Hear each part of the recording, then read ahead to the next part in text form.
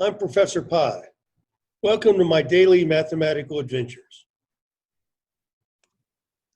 Hey, don't forget me. I'm Cowboy Rufus. I'm your favorite student. Hi, I'm Cowboy Rufus. And you know, as a kid, I flew kites all the time. I ain't done it much since I've been in high school, but I think I'd still like to get out on a March day and just put a kite up in the air and sit there and chill. Professor Pi says that sometimes he knows why my kite went this way or this way. I just put longer tail on and tried to figure it out. But he says it's all involved in math. It is all involved in math. The properties of a kite is GCO.B.6. I can memorize a list of properties of a kite. Once again, you're going to memorize them because the kite test is 24 true-false questions. Most of them are going to be false because there aren't that many properties of a kite, but there are a couple important, very important properties of a kite. My video goes here, like always. I always give you 3 more. If you don't want to see my video, watch one of the 3 and you'll learn about the kite. First of all, the area of a kite is 1/2 diagonal 1 and diagonal 2. So if we knew how much this diagonal was, we'd multiply and take 1/2 and we would have the area of the kite. But take a better, closer look at the kite. What do you see here? Do you see 4 right triangles? These 2 look congruent to you? These 2 right triangles look congruent to you?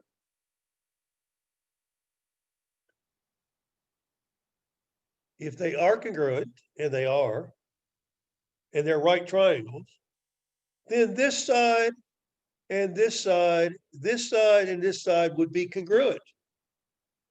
This side and this side, that is the top 2 lines of the kite, are congruent.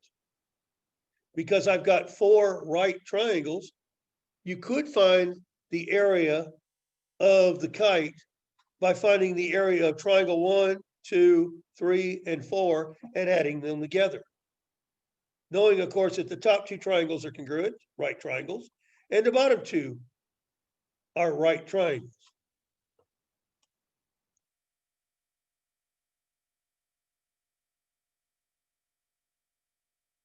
So now, you already have these 3 y's on your chart because everything we're going to study in this chapter has 4 sides, not 3, not 5.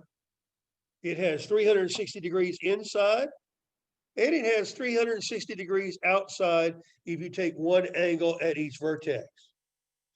What else did we find out was true about the kite?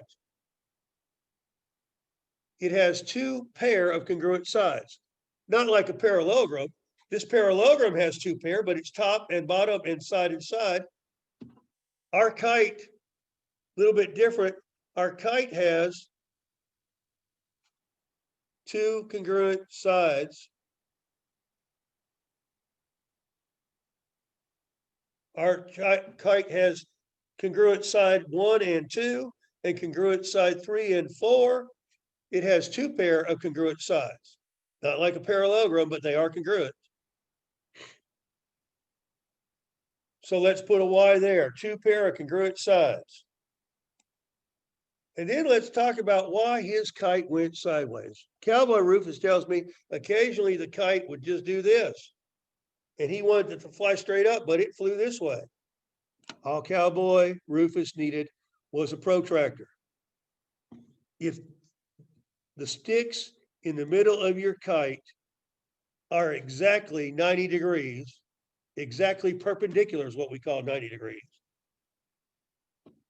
then your kite's going to go basically straight up. If this angle is 94 on this side, and what would be the supplement of 94? I'll wait.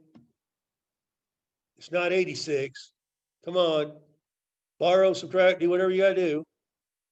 76. If this were 94 and 76, does 94 and 76 add up to 180?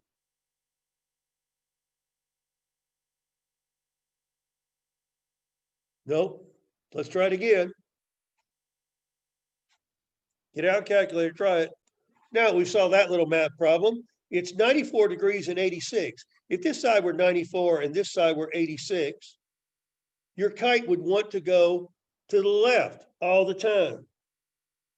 If your kite swirled and made dives to the left, you didn't really need more tail. That's how most people balance out a kite. Just put on more tail and make it heavier in the wind. But all he really needed to do was Cowboy Rufus need to get out a protractor. I'm pretty sure he didn't have one in elementary school. He has one now. Make sure this is exactly perpendicular, 90 degrees all the way around, and that kite will go straight up. It won't go right, and it won't go left. So that's the last Y I'm putting down here. I'm going to put a Y down here where it says diagonals are perpendicular. The diagonals of a kite must be 90 degrees. And that's what I know about kites, and that's what we're going to test you on kites next week. Hey, it's time to match your chart with Cowboy Rufus. Professor Pie, he helped me with my chart, made sure it's right. Your chart's supposed to look like my chart before you study for that next true-false test. I have a Y up here at the top. I have 1, 2, 3 Ys. All the chart has 3 Ys. First of all, make sure you're in the chart that's got the right color and it says kite at the top. Then I got a couple zeros down here because they don't count. They ain't true about no kite. Then I got 2 pair of congruent sides.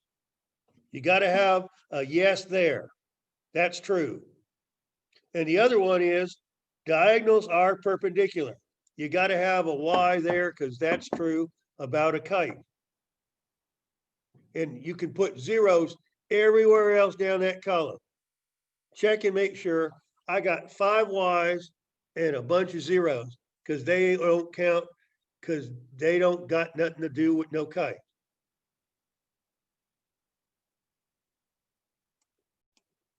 Thanks for watching another Professor Pie video. Yeah, y'all come back tomorrow. Cowboy Rufus and Professor Pie will teach you something new.